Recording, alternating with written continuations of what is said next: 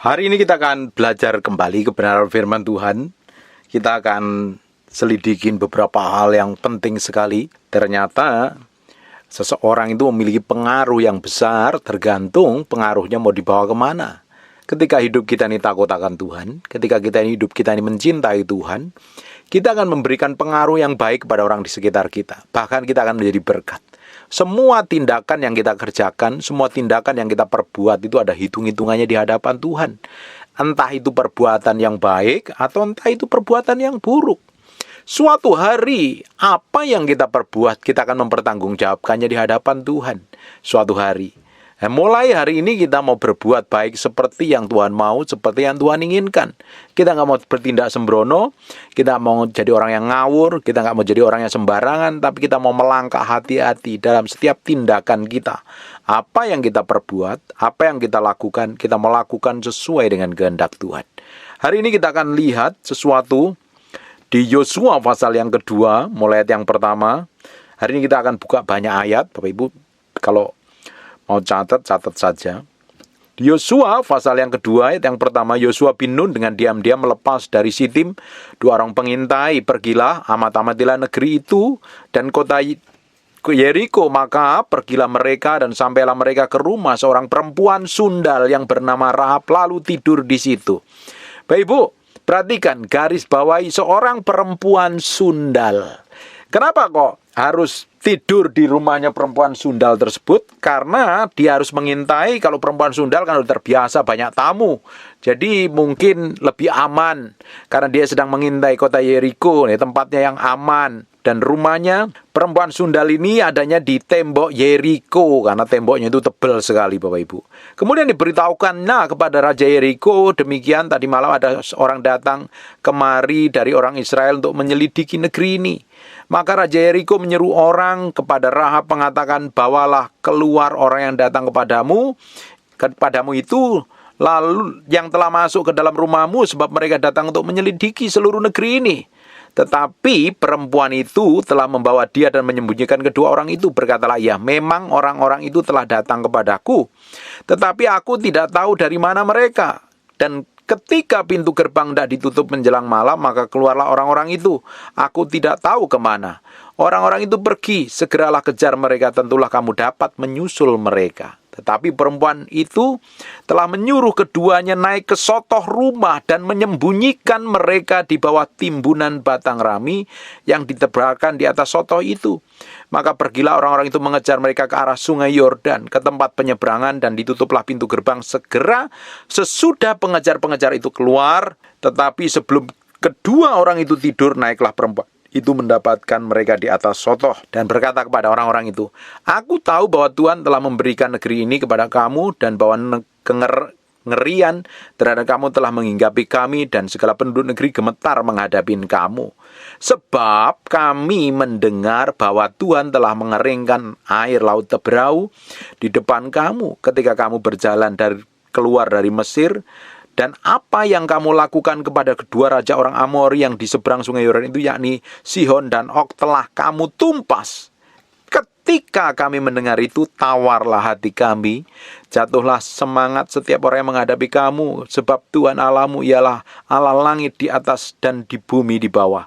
Maka sekarang bersumpahlah kiranya demi Tuhan bahwa karena aku telah berlaku ramah terhadap kamu, kamu juga telah berlaku ramah terhadap kaum keluargaku, dan berikanlah kepadaku suatu tanda yang dapat dipercaya. Kita lompat lagi. Ayat yang ke-14. Lalu jawab kedua orang itu kepadanya, nyawa kamilah jaminan bagi kamu, asal jangan kau kabarkan perkara ini. Apabila Tuhan nanti memberikan negeri ini kepada kami, maka kami akan menunjukkan terima kasih dan setia kami kepadamu. Kemudian perempuan itu menurunkan mereka dengan tali melalui jendela, sebab rumah itu letaknya pada tembok kota. Jadi pada tembok itulah ia diam. Di rumahnya ini di dalam tembok loh.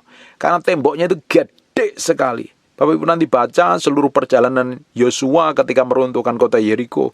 Bapak Ibu akan tahu bagaimana Tuhan campur tangan. Dia perhatikan ayat 16. Berkatalah ia kepada mereka, pergilah ke gunung supaya pengejar-pengejar itu jangan menemui kamu, dan bersembunyilah di sana 3 hari lamanya sampai pengejar-pengejar itu pulang, kemudian bolehlah kamu melanjutkan perjalananmu. Perhatikan, Di ayat yang ke-24-nya apa yang terjadi? Kata mereka kepada Yosua, Tuhan telah menyerahkan seluruh negeri ini ke dalam tangan kita. Bahkan seluruh penduduk ini gemetar menghadapi kita. Akhirnya Yeriko dikalahkan dan Rahab tetap selamat. Kenapa Rahab tetap selamat? Karena dia bikin perjanjian dengan orang-orang Israel. Bapak Ibu, padahal Rahab ini adalah seorang pelacur. Karena dia seorang perempuan sundal, dia tahu dan dia dengar apa yang pernah dilakukan Tuhan Allah orang Israel terhadap para musuh-musuhnya. Dan Tuhan membela. Dia tahu persis Yeriko suatu hari akan kalah.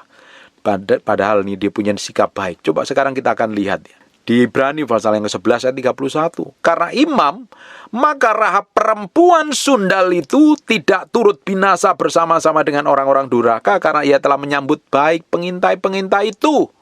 Di Yakobus 2 ayat yang ke-25, dan bukankah demikian juga Rahab pelacur itu dibenarkan karena perbuatan-perbuatannya, karena ia menyembunyikan orang yang disuruh itu di dalam rumahnya lalu menolong mereka lolos melalui jalan yang adil. Bapak Ibu, ini perempuan sundal.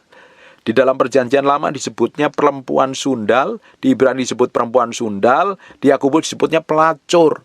Ini orang kerjaannya menjual dirinya, melacurkan dirinya. Tapi karena dia menyambut baik pengintai-pengintai itu, dia diselamatkan. Jadi kejahatan seperti apapun yang Bapak Ibu lakukan, mungkin jadi perempuan sundal, jadi simpenan orang, membunuh mungkin, kumpul kebo, berzina, punya anak di luar nikah, kehidupanmu jahat, bejatnya bukan main, busuk, pokoknya kejahatanmu kayak apapun juga. Kalau engkau dengar firman ini dan engkau bertobat, Bapak Ibu, apa yang terjadi? Tuhan bisa pulihkan loh. Tuhan bisa pulihkan hidupmu. Nah, dosa persundalan ini itu begitu nempel. Karena di 1 Korintus pasal yang ke-6 ayat 18, kalau orang melakukan dosa percabulan itu, dosanya terhadap dirinya sendiri. Nempel begitu rupa. Orang yang berzina itu pasti ingat loh, dia tidur dengan siapa, waktunya kapan, pakai baju apa, bahkan dia ingat detailnya seperti apa. Karena dia akan pernah lupa, karena itu begitu nempel dengan dirinya. Bahkan status pelacurnya, status perempuan sundalnya pun masih nempel. Padahal itu di kitab Yosua, di perjanjian lama, di perjanjian baru, di kitab Ibrani, di kitab Yakobus, tetap disebut bahwa dia adalah perempuan sundal atau Rahab pelacur, seorang pelacur. Tetapi apa yang terjadi di kitab Matius, di Matius 1 ayat yang ke-5, Salmon memperanakkan Boas dari Rahab, Boas memperanakkan Obed dari Rut, Obed memperanakkan Isai. Bapak Ibu tahu siapa Isai? Isai adalah bapaknya Daud sendiri. Bahkan kalau kita lihat silsilah di dalam Matius 1 ayat yang ke-5, itu silsilahnya Yesus Kristus.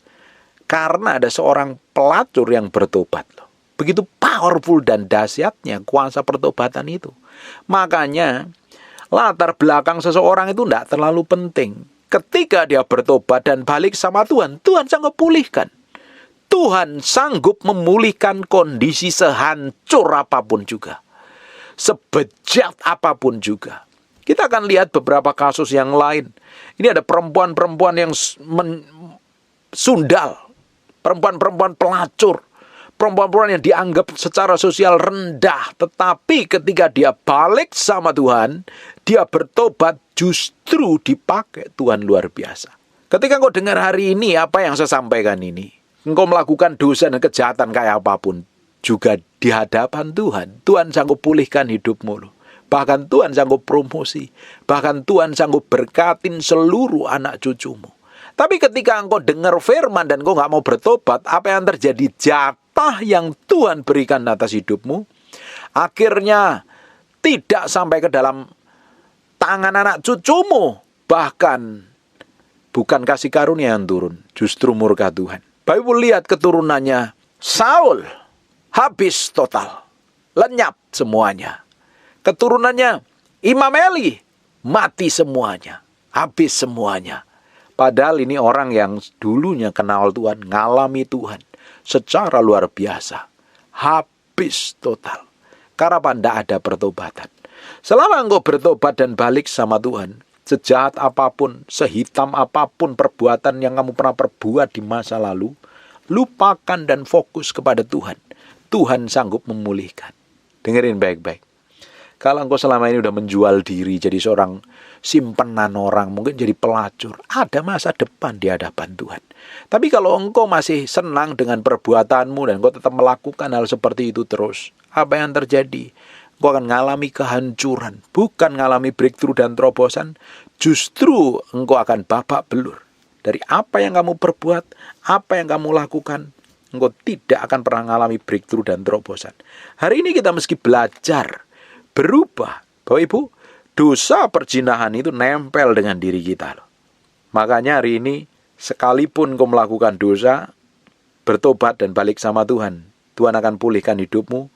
Tuhan akan bikin breakthrough dan terobosan dalam hidup.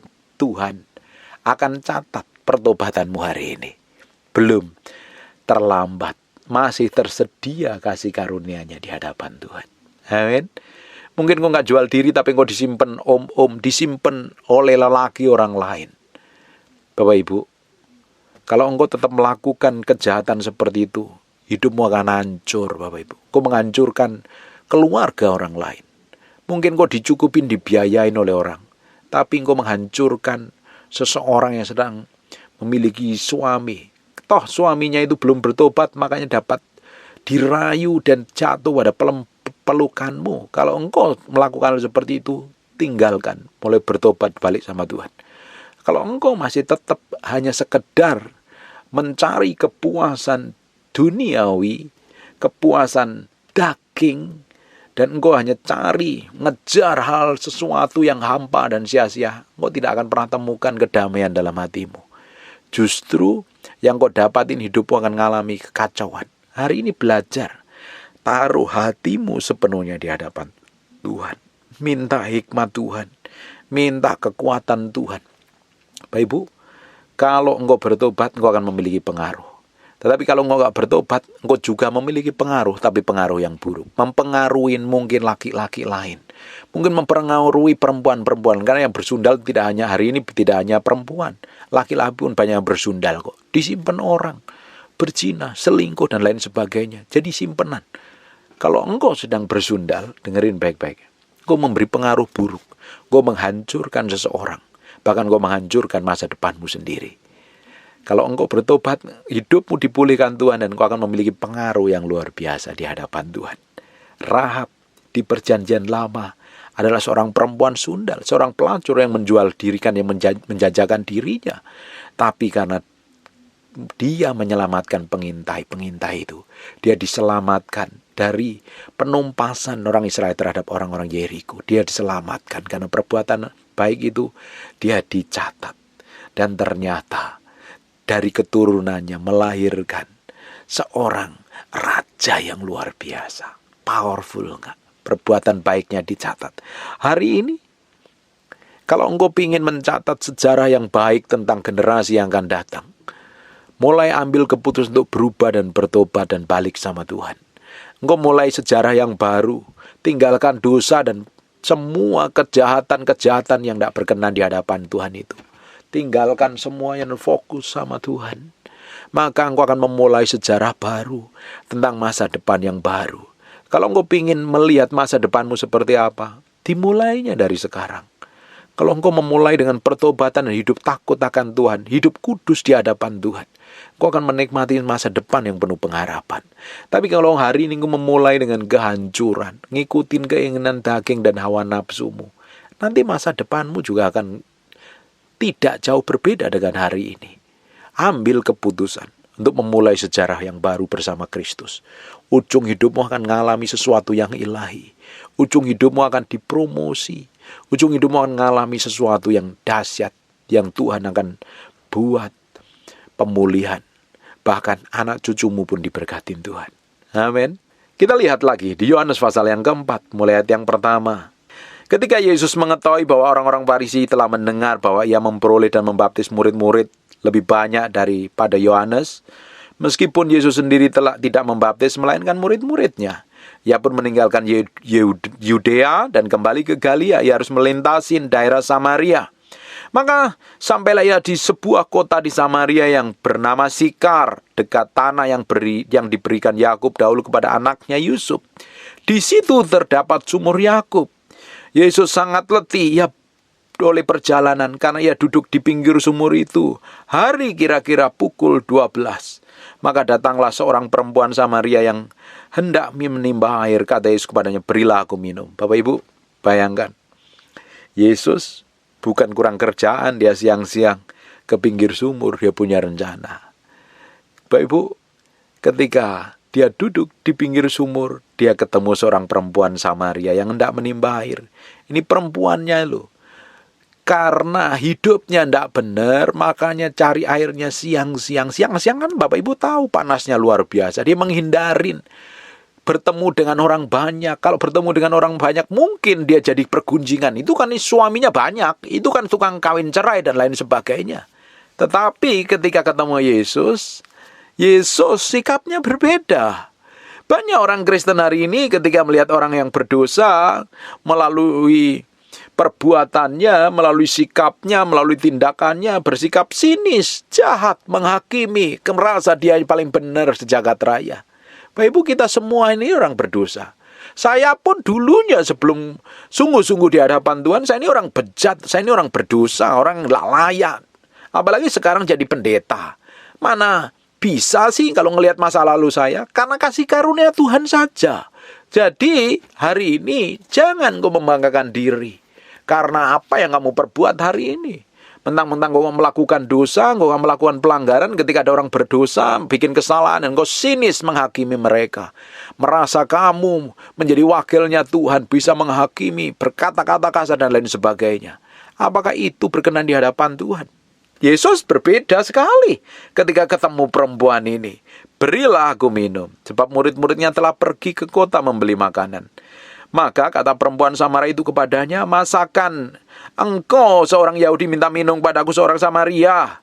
Sebab orang Yahudi tidak bergaul dengan orang Samaria. Jawab Yesus kepadanya, jikalau engkau tahu tentang karunia Allah, dan siapakah dia yang berkata kepadamu, berilah aku minum, niscaya engkau telah meminta kepadanya, dan telah memberikan kamu air hidup. Kata perempuan itu kepadanya, Tuhan, engkau tidak punya timba dan sumur ini amat dalam. Dari mana engkau memperoleh air hidup itu?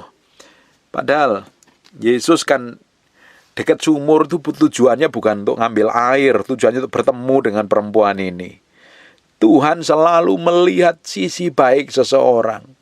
Ketika Tuhan melihat apa yang dilakukan Saulus, bahwa Saulus ini adalah seorang pembunuh, ngejar-ngejar orang Kristen, dianiaya, dibunuh, bahkan punya surat tugas untuk menghakimi orang-orang percaya di awal kisah para rasul, permulaan gereja-gereja awal. Apa yang terjadi? Dia ketemu Tuhan. Tuhan masih melihat sisi yang baik dari seorang Saulus. Bapak Ibu, Tuhan juga tetap tidak pernah menyerah dengan hidup kita. Benar apa tidak? Bukankah kita seringkali melakukan dosa dan pelanggaran? Bukankah kita ini jadi orang yang sangat kurang ajar sekali? Sudah sering melakukan dosa, sudah jahatnya luar biasa, mulutnya seringkali ngomong kotor, pikirannya seringkali pikiran jahat, seringkali hidup tidak kudus. Tetap saja kita berdoa minta diberkatin Tuhan. Dan Tuhan itu baik loh, Tuhan memberkatin kita. Ketika kita datang kepada Tuhan, seringkali jatuh dalam dosa yang sama, Tuhan tetap ampuni. Tuhan itu ngelihat sisi baik. Beda dengan kita. Ketika kita melihat orang lain berdosa, kita omongin. Bahkan kita ngomong kasar. Apalagi yang bikin kesalahan adalah pasangan hidupmu. Dia bikin kesalahan yang kau nggak mau ngampuni, bahkan kau memilih untuk cerai. Apakah seperti itu kekristenan yang sejati? Ketika ngelihat orang salah, sudah tidak ada kata maaf lagi. Langsung benci, jengkel, dendam. Apakah kekristenan seperti itu? Bahkan ngelihat orang lain salah, langsung diomongin, dikata-katain kasar, dijelekin. Bahkan beberapa orang nulis kesalahan orang lain di media sosial, nggak mau melepaskan pengampunan. Apakah kekristenan yang sejati seperti itu? Yesus memiliki sikap yang berbeda loh. Ketika dia melihat Saulus, seorang penganiaya itu, dia melihat sisi yang luar biasa. Ketika Saulus ini bertobat dan namanya diubah menjadi Paulus, dia menjadi rasul yang hebat yang dipercayakan Tuhan nulis 3/4 perjanjian baru. Bahkan dia menurut saya rasul yang paling pinter, rasul yang dipakai Tuhan luar biasa, menggantikan Yudas. It's powerful sekali. Tuhan melihat selalu sisi yang baik. Yesus pun juga selalu melihat sisi baik dari perempuan ini. Orang mungkin menggunjingkan dia, ngomongin dia. Oh dia sering gonta-ganti pasangan. Dia sering kali ganti laki-laki. Itu kan perempuan murahan, itu perempuan pelacur, itu perempuan yang menjual diri. Ngapain kita kumpul sama orang model kayak begitu? Orang mungkin menggunjingkan, makanya dia datang ke sumur menimba air pada waktu siang hari. Pada siang hari itu panasnya luar biasa tentunya. Dan kita lanjutkan lagi. Perhatikan di ayat yang ke-11. Kata perempuan itu kepadanya, Tuhan, engkau tidak punya timba dan sumur ini amat dalam. Dari manakah engkau memperoleh air hidup itu? Adakah engkau lebih besar dari bapa kami Yakub, yang memberi sumur ini kepada kami yang telah minum sendiri dari dalamnya, ia serta anak-anak dan ternaknya? Jawab Yesus kepadanya, barang siapa minum air ini, ia akan haus lagi. Kalau minum air dari sumur ini pasti dia haus lagi.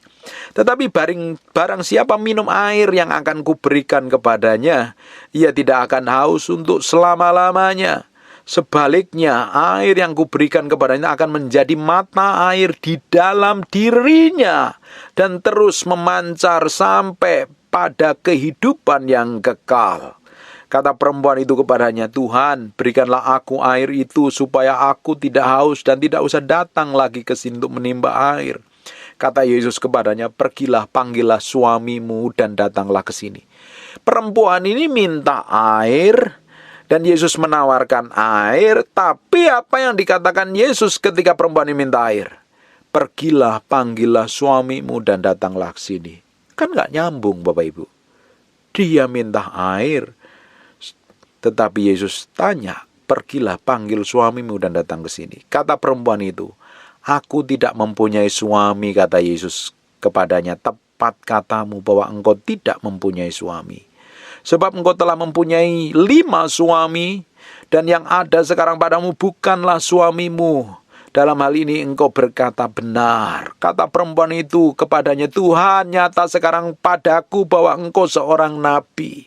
Matanya dibukakan ketika melihat apa yang dikatakan Yesus. Ternyata Yesus tahu loh, perempuan ini sudah punya 5 suami dan cerai semuanya. Dan sekarang dia punya suami yang sekarang ini, yang dianggap suami menurut dia ternyata bukan suaminya.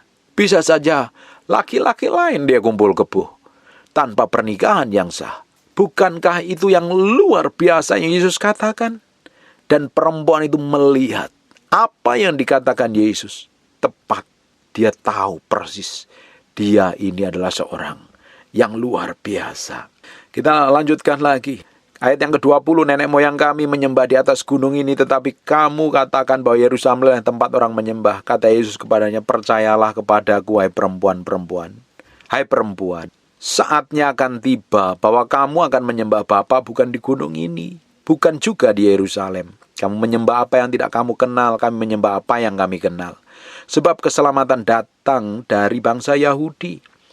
Tetapi saatnya akan datang dan sudah tiba sekarang bahwa penyembah-penyembah benar akan menyembah Bapa dalam roh dan kebenaran, sebab Bapa menghendaki penyembah-penyembah demikian. Allah itu roh, barang siapa menyembah, dia haruslah menyembah dalam roh dan kebenaran. Jawab perempuan itu kepadanya, aku tahu bahwa Mesias akan datang yang disebut juga Kristus. Apabila ia datang, ia akan memberitakan segala sesuatu kepada kami. Kata Yesus kepadanya, akulah dia yang sedang berkata-kata kepada engkau. Dengan engkau. Powerful nggak? Perempuan ini pernah tahu, pernah ngerti nanti Mesias akan datang. Dan ternyata yang sedang ngomong dengan dia adalah Kristus, sang Mesias itu. Pada waktu itu datanglah murid-muridnya dan mereka heran bahwa ia sedang bercakap dengan seorang perempuan. Tetapi tidak seorang pun yang berkata, apakah yang kau kehendaki atau apa yang kupercayakan dia. Maka perempuan itu meninggalkan tempayan itu di situ, lalu pergi ke kota dan berkata kepada orang-orang yang di situ, mari lihatlah di sana ada seorang yang mengatakan kepadaku yang telah kuperbuat, mungkinkah dia Kristus itu? Maka mereka pun pergi keluar kota lalu datang kepada Yesus. Kita lompat ya, kita lihat di ayat yang ke-39. Dan banyak orang Samaria dari kota itu telah menjadi percaya kepadanya karena perkataan perempuan itu. Gara-gara perempuan ini percaya sama Tuhan, dan seluruh kota ini dia percaya kepada Yesus. Powerful nggak? Memiliki dampak yang luar biasa. Ketika seseorang bertobat, dia akan memiliki pengaruh yang powerful ke depannya. Tetapi kalau perempuan itu tidak bertobat, perempuan itu tetap melakukan kejahatan, perempuan itu tetap hidup bejat, hidup tidak berkenan di hadapan Tuhan, apa yang terjadi? Kita lihat di Amsal pasal yang ke-5. Mulai ayat yang pertama. Hai anakku, perhatikan hikmatku. Arahkan telingamu kepada kepandaian yang kuajarkan, supaya engkau berpegang pada kebijaksanaan dan bibirmu memelihara pengetahuan. Perhatikan ayat yang ketiga. Karena bibir perempuan jalang, atau perempuan sundal, atau perempuan pelacur, menitikkan tetesan madu, dan langit-langit mulutnya lebih licin daripada minyak. Ngomongnya itu manis, rayuannya luar biasa. Tetapi hatinya busuk dan jahatnya luar biasa. Ini perempuan-perempuan sundal yang gak bertobat. Ngomong manis tujuannya itu menjerat. Tetapi kemudian ia pahit seperti empedu dan tajam seperti pedang bermata dua. Bapak Ibu perhatikan ya, perkataan-perkataan ini perempuan-perempuan sundal, perempuan pelacur, perempuan yang gak bertobat itu. Ngomongnya itu kasar. Kebun binatang merendahkan orang, gak menghargai orang sekali. Tepat seperti apa yang dikatakan kitab Amsal ini. Pertama, kalau punya maksud dan tujuan, mulutnya manis luar biasa, menjerat begitu rupa. Tetapi ketika dia mulai ketahuan aslinya, mulutnya begitu pahit seperti empedu dan tajamnya luar biasa. Ngomong pedes. Saya pernah dengar waktu itu ada orang maki-maki, marah-marah luar biasa, dan ternyata ini adalah seorang pelacur waktu itu zaman wartel. Karena saya telepon di wartel, nggak taunya di sebelah telepon sebelah saya itu seorang pelacur waktu itu yang nelpon, kata-katanya kasarnya luar biasa. Itu zaman lama sekali. Ngomongnya jahat, mulutnya ketusnya luar biasa. Pikir ini orang kok model kayak begini dah. Ini orang model apa kayak begini ini? Nggak menghargai, nggak menghormatin sama sekali. Benar kata kitab Amsal ini. Kakinya turun menuju maut, langkahnya menuju dunia orang mati. Nah, kalau engkau ngikutin pelacur, kata-katanya perempuan-perempuan sundal yang belum bertobat, hidup masih dalam bejat, kakinya itu menuju maut loh. Tinggal tunggu waktu saja dan pasti mati di dalam kebinasaan. Ia tidak menempuh jalan kehidupan, jalannya sesat tanpa diketahuinya, merasa benar jalannya. Orang memang aku kayak begini, ya memang aku adanya kayak begini. Tidak tahunya, ya apa yang dianggapnya benar ternyata jalannya sesat tanpa diketahuinya. Menuju kemana? Menuju dunia orang mati atau Hades atau Seol. Tempat orang-orang mati sekarang ditampung. Suatu hari Hades atau Seol itu dibuang ke Gehenna, ke lautan api belerang yang kekal. Bapak Ibu, seringkali perempuan-perempuan begini nih adalah perempuan-perempuan yang belum mengerti kebenaran, belum tahu kebenaran. Ada beberapa orang yang sudah tahu kebenaran tapi memilih melakukan kejahatan, memilih jadi perempuan sundal karena dia ingin dapat uang yang mudah tanpa pakai hikmat, tanpa mau kerja keras. Dia lakukan apa yang dia miliki, menjual dirinya. Dan kalau dia tidak bertobat, ujungnya adalah kematian yang kekal. Ia tidak menempuh jalan kehidupan, jalannya sesat tanpa diketahuinya. Sebab itu, hai anak-anak, dengarkanlah aku. Janganlah kamu menyimpang dari perkataan mulutku. Dengarkanlah. Ini penting sekali untuk anak-anak muda atau perempuan atau para perempuan-perempuan sundal, atau para suami-suami, dengarkan baik-baik. Ini penting, jangan kau terjebak dalam dosa terus-terusan. Ujungnya engkau akan binasa dalam kematian yang kekal. Ini dengerin apa yang saya sampaikan hari ini, supaya engkau hidup kudus, hidup benar, bertobat dan balik sama Tuhan. Ayat yang ke-7, sebab itu hai anak-anakku, dengarlah aku, janganlah kamu menyimpang dari perkataan mulutku, jauhkanlah jalanmu daripada dia, dan janganlah menghampiri pintu rumahnya. Kalau udah tahu itu perempuan penjinah, perempuan sundal, jangan disamperin, jangan didekatin. Nanti kamu terjerat dan jatuh di dalam dosa. Dosa seksual ini begitu menjerat karena begitu menarik. Tidak ada hamba Tuhan manapun yang kebal dengan dosa ini. Bisa jatuh. Makanya kita kenali kelemahan kita. Kalau orang yang berhawa nafsu tinggi, gairah seksualnya gede, jangan deket-deket dengan model kayak begini. Engkau akan terjerat jatuh. Apalagi anak-anak muda. Seringkali nggak bisa kontrol karena libidonya, hormonnya luar biasa gedenya. Apa yang terjadi? Seringkali terjerat dalam perzinahan. Dan ujungnya kalau nggak bertobat, akan hancur masa depanmu. Hubunganmu dengan Tuhan akan babak belur. Supaya engkau jangan menyerahkan keremajaanmu kepada orang lain, ini anak muda, dan tahun-tahun umurmu kepada orang-orang yang kejam. Supaya orang lain jangan mengenyangkan diri dengan kekayaanmu. Hasil susah payahmu jangan masuk ke rumah orang yang tidak dikenal. Biasanya perempuan-perempuan sundal ini carinya orang-orang yang kaya, orang yang punya duit. Nah kalau masih muda kan biasanya nggak punya duit. Yang dicari duit kan orang yang biasanya udah umurnya sudah matang, udah mapan. Biasanya orang yang udah mapan dan matang biasanya udah menikah.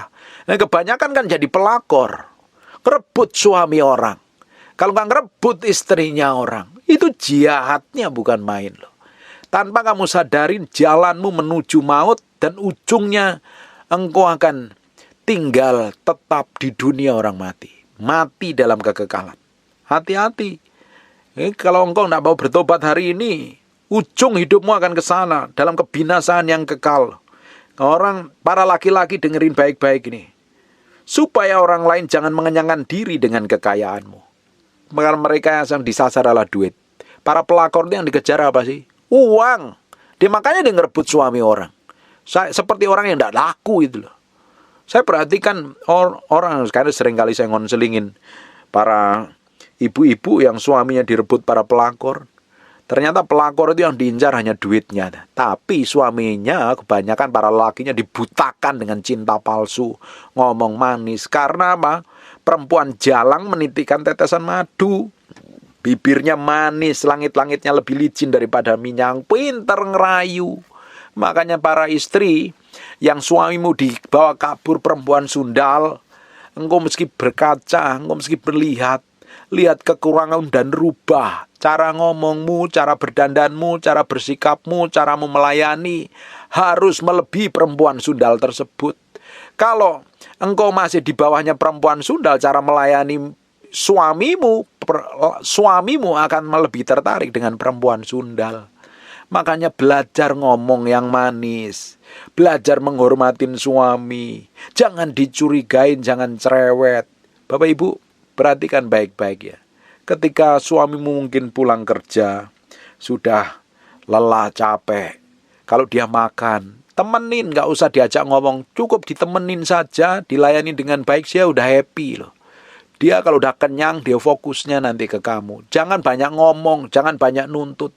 Nah banyak perempuan itu kan gak bisa jaga mulutnya. Mulutnya gak jauh beda dengan perempuan jalang itu. Ngomongnya cerewet, bawel, luar biasa. Mana tahan suamimu. Apalagi kalau suamimu di luar sana dihormatin orang.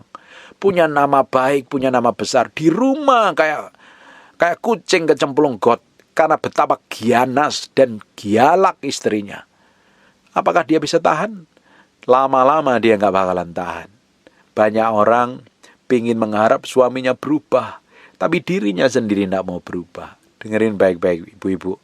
Mulutmu yang harus bertobat. Sikapmu yang harus berubah. Nggak perlu banyak ngomong tapi layani dengan sikap, kelakuan, dan tindakanmu. Sama seperti Kristus. Nanti suamimu betah di rumah.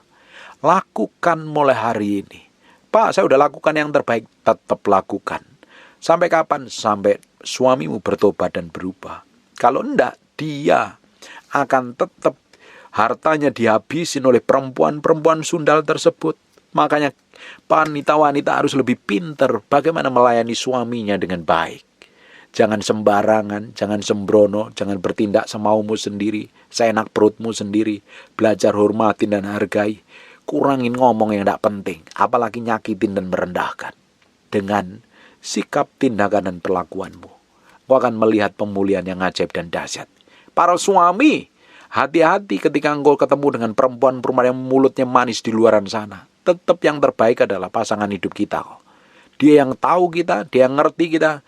Ketika kita sakit, ketika kita mengalami kelemahan, dia yang tetap melayani kita. Perempuan sundal itu tetap baik sama kamu karena kamu punya uang. Ketika kamu miskin, ketika kamu gak punya uang, ujungnya engkau akan ditendang. Sadar diri, cintai istrimu hari ini. Kasihi dia. Supaya orang lain jangan mengenyangkan diri dengan kekayaanmu dan hasil susah payahmu. Jangan masuk ke rumah orang yang tidak kenal. Dan pada akhirnya engkau akan mengeluh kalau daging dan tubuhmu habis binasa. Lalu engkau berkata, mengapa aku benci kepada didikan dan hatiku menolak teguran. Kalau udah ngomong kayak begitu, ya engkau akan udah habis-habisan itu artinya. Sebelum hartamu dihabisin oleh perempuan sundal, bertobat, percuma. Jangan puaskan nafsu seksmu dengan perempuan-perempuan sundal. Atau para perempuan sundal jangan puaskan hasratmu, keinginanmu dengan laki-laki yang sudah beristri. Tidak pernah akan ada habisnya, hanya membuat engkau semakin terjerat dan semakin jatuh di dalam dosa. Ujungnya apa? Engkau akan binasa. Ujungnya kita lihat ayat yang ke-23, ia mati karena tidak menerima didikan dan karena kebodohan yang besar ia tersesat. Mati binasa karena tidak mau dengar didikan. Makanya kita lihat Rahab dan seorang perempuan ini bertobat. Anak cucunya diberkatin Tuhan. Berbeda dengan apa yang dialami di kitab Amsal ini. Ini perempuan-perempuan sundal yang tidak bertobat ini. Akhirnya hidupnya babak belur, kacau, binasa. Pilih untuk lakukan yang terbaik untuk nyenengin hati Tuhan. Hari ini masih ada kesempatan untuk berubah dan bertobat. Tuhan masih pulihkan. Bapak kita mau ngejar apa sih? Mau ngejar harta tidak pernah akan memuaskan kita. Akan membuatmu semakin tamak, semakin serakah. Semakin fokus pada diri sendiri. Dan ujungnya engkau gak peduli Tuhan dan ujungnya engkau akan binasa. Engkau ngejar seks dan hawa nafsu, seks tidak akan pernah bisa memuaskan. Seks itu selalu pingin dipuaskan dan tidak pernah memuaskan. Seperti anjing yang pingin menangkap ekornya. Atau kita yang pingin menangkap bayangan kita. Tidak akan pernah ketemu. Kepuasan kita adalah kepada Tuhan, pribadi Tuhan. Toh ujungnya orang yang berzina, tidur sama pelacur, disimpan orang, hidup free sex bebas. Masih ada momen di mana dia mengalami kehampaan, kekeringan. Dia tahu apa yang dibuat, apa yang dilakukan itu adalah salah. Tetapi kalau dia tidak bertobat, ujung hidupmu akan binasa. Hari ini masih ada kesempatan untuk bertobat. Hari ini masih ada kesempatan untuk berubah. Kalau Rahab saja dipakai Tuhan luar biasa. Dia memiliki pengaruh luar biasa. Dan namanya dicatat di dalam perjanjian baru. Perempuan ini adalah dulunya perempuan sundal. Dan kita lihat di Matius 1 ayat yang kelima. Coba kita akan lihat di Matius pasal pertama ayat yang kelima. Kita lihat dimulai ayat yang pertama saja ya. Inilah silsilah Yesus Kristus, anak Daud, anak Abraham. Abraham memperanakkan Ishak, Ishak memperanakkan Yakub, Yakub memperanakkan Yehuda dan saudara-saudaranya. Yehuda memperanakkan Peres dan Zerah dari Tamar. Peres memperanakkan Hesron, Hesron memperanakkan Ram, Ram memperanakkan Aminadab, Aminadab memperanakkan Nahason, Nahason memperanakkan Salmon, Salmon memperanakkan Boas. Dari Rahab, Boas memperanakkan Obed, memperanakkan Isai, Isai memperanakkan Raja Daud, Daud memperanakkan Salomo dari istri Uria, Salomo memperanakkan Rehabiam, Rehabia memperanakkan Abia, Abia memperanakkan Asa, Asa memperanakkan Yosafat, Yosafat memperanakkan Yoram, Yoram memperanakkan Usia, Usia memperanakkan Yotam, Yotam memperanakkan Ahaz, Ahaz memperanakkan Hizkia, Hizkia memperanakkan Manasye, Manasye memperanakkan Amon, Amon memperanakkan Yosia. Coba kita lihat di ujungnya ayat yang ke-17, ayat yang ke-16. Yakub memperanakkan Yusuf suami Maria yang melahirkan Yesus yang disebut Kristus. Jadi seluruhnya ada 14 keturunan dari Abraham sampai Daud, 14 keturunan dari Daud sampai pembuangan ke Babel, dan 14 keturunan dari pembuangan ke Babel sampai Kristus. Powerful. Dari Rahab akhirnya lahir cicit-cicitnya menjadi orang-orang yang hebat, karena ini orang yang bertobat. Kalau engkau hari ini bertobat, hidup akan mempengaruhi seperti perempuan yang bertemu Yesus, perempuan Samaria yang bertemu Yesus itu. Dia mempengaruhi seluruh desanya, seluruh kotanya jadi percaya Yesus. Hari ini pun sama dengan hidupmu. Saya dulu ini juga siapa sih sebenarnya? Saya ini anak orang kampung yang sederhana, yang tidak dikenal orang, dan saya ini bukan siapa-siapa. Saya juga bukan dari keluarga pejabat, keluarga orang terkenal, bukan. Jadi orang yang luar biasa, tapi saya kenal Tuhan saya yang luar biasa. Saya ambil komitmen untuk bertobat setiap hari, berubah setiap hari menjadi serupa segambar dengan Kristus, sekalipun melalui proses, melalui permukaan, melalui banyak hal yang tidak enak dalam hidup saya sampai hari ini. Tuhan pakai hanya kemurahan saja kok. Hanya kemurahan Tuhan. Dan saya mau nulis sejarah yang baik untuk masa depan saya, keluarga saya.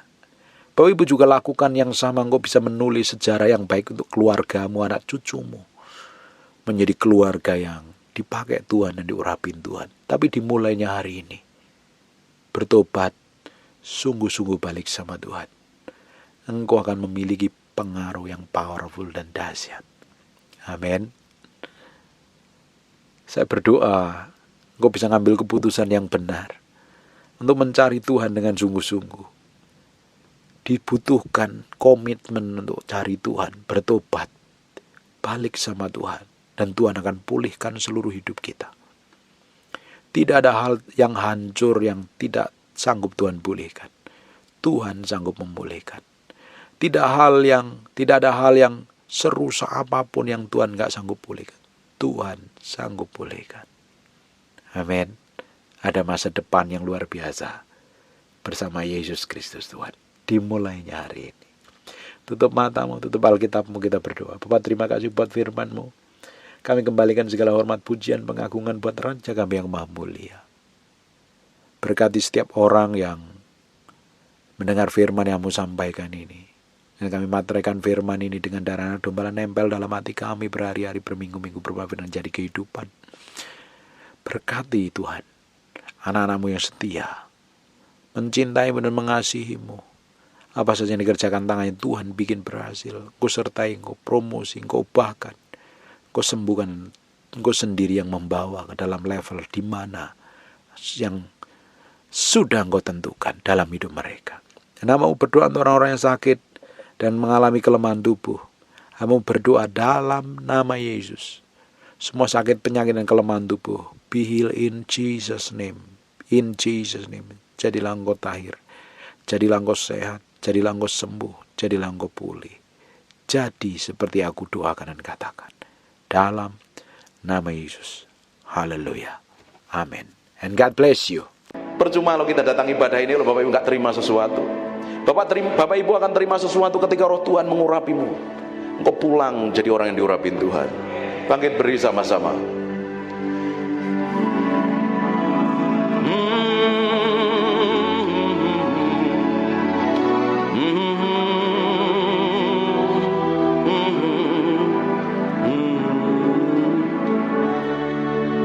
Come breathe upon me,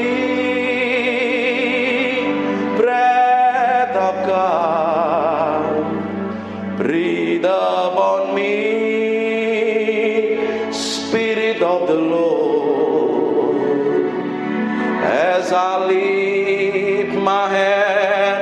in surrender. Tutup matamu dan sembah. To your name, Most High, I'm yielding to your spirit, walking in your love. Jesus, I adore. Jesus, I adore.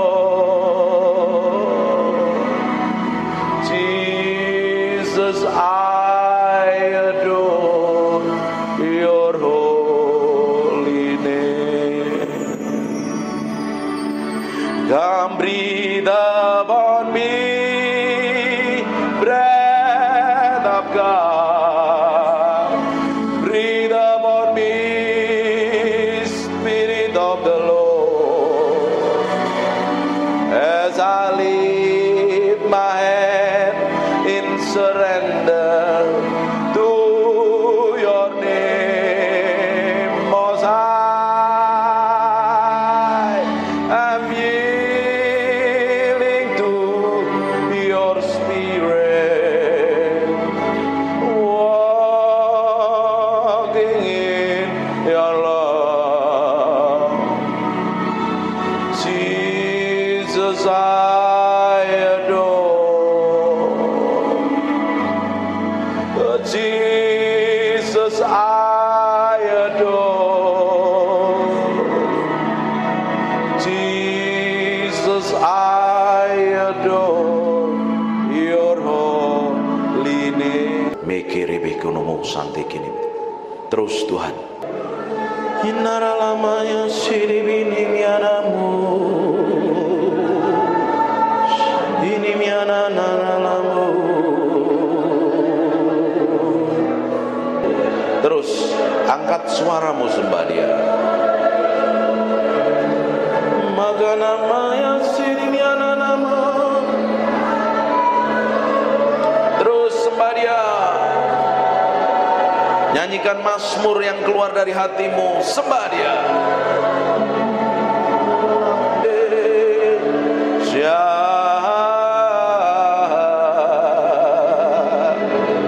Ini mianaramu.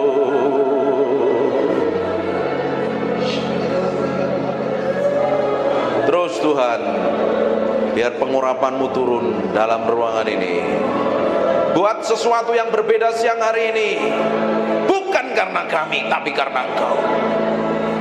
Hadirat-Mu memenuhi orang yang haus dan lapar akan Engkau. Urapan-Mu sedang turun dalam ruangan ini. Terus semakin kuat. We thank you, we praise you, we adore you. We thank you, we praise you, we adore you. Terima kasih siang hari ini.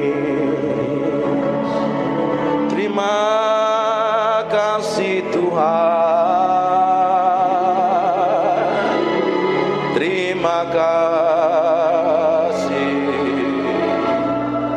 Terima kasih.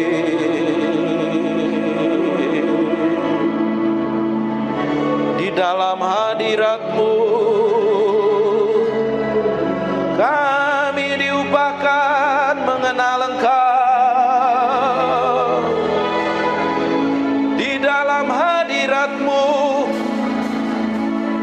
kami mencintai-Mu.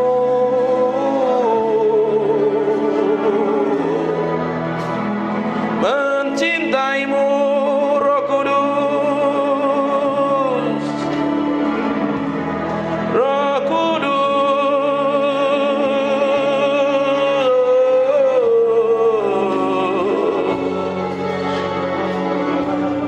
We love you. We praise you, we adore you. Tetap tinggal di dalam hadirat-Mu, sebab kami mencintai-Mu. Oh,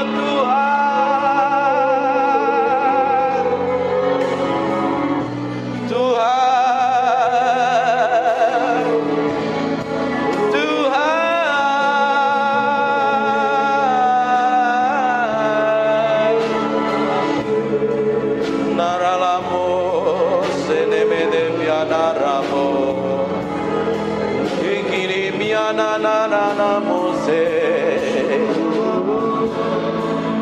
ikiri bien anamoso.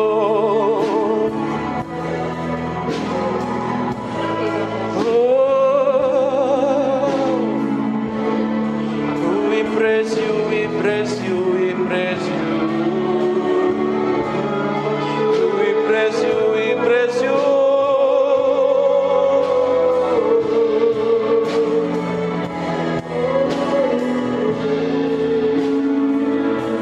Berlama-lama dalam hadirat-Mu,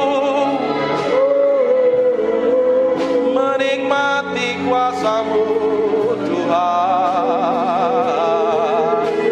Tuhan,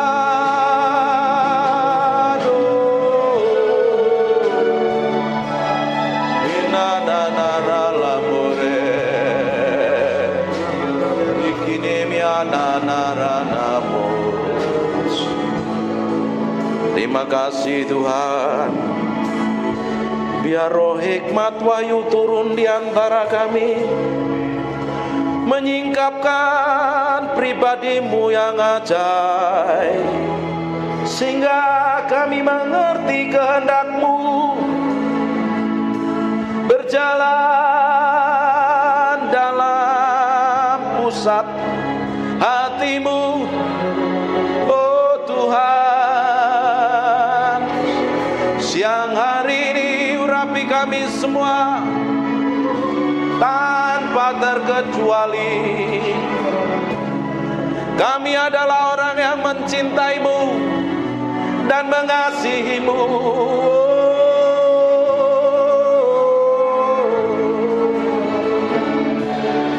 Haleluya, haleluya, haleluya. Terima kasih. Yang merasakan hadirat Tuhan kasih tepuk tangan yang meriah. Hanya untuk Raja yang mulia. Haleluya. Amin. Silakan duduk dalam hadirat Tuhan.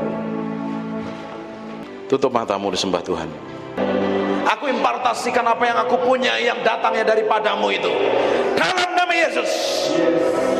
Aku impartasikan urapan itu. Kerinduan, kelaparan, haus akan pribadimu sendiri. Setiap orang yang siang hari ini memberi hatinya, Tuhan jamah, Tuhan jamah, Tuhan jamah, Tuhan jamah, Tuhan jamah, Tuhan jamah, Tuhan jamah. Tuhan perlengkapi orang-orang ini dengan pengurapan secara ilahi dalam nama Yesus. In Jesus name. In Jesus name. In Jesus name. Tuhan pakai orang-orang ini menjadi hamba-hamba Tuhan yang memberi dampak secara ilahi. Dalam nama Yesus. Dalam nama Yesus. Then sing my soul, my Savior God to thee. Aku berdoa setiap orang dalam ruang ini diberkati Tuhan tanpa terkecuali. Setiap orang hamba-hamba-Mu ini diberkati Tuhan, pulang membawa berkat ilahi. Hamba berdoa apa saja yang dikerjakan tangannya Tuhan bikin berhasil. Pelayannya tambah hari tambah naik terus, tambah diurapin terus. Dikirim jemaat baru dari barat, timur, utara, selatan. Dibikin sukses dan berhasil. Dan sampai garis akhir kami semua didapati menjadi orang yang berkenan di hadapan Tuhan. Terima kasih Tuhan tanpa terkecuali. Anugerah-Mu, kemurahan-Mu melimpah-limpah untuk orang yang Kau kasih ini, orang yang setia melayani ini. Dalam nama Tuhan Yesus Kristus. Terima kasih Tuhan. Terima kasih. Aku berdoa biar anugerah dan kemurahan-Mu melimpah-limpah dalam nama Tuhan Yesus. Pulang bawa berkat ini dan anugerah kemelimpah-Mu melimpah-limpah. Semua yang diberkati Tuhan katakan amin. God bless you.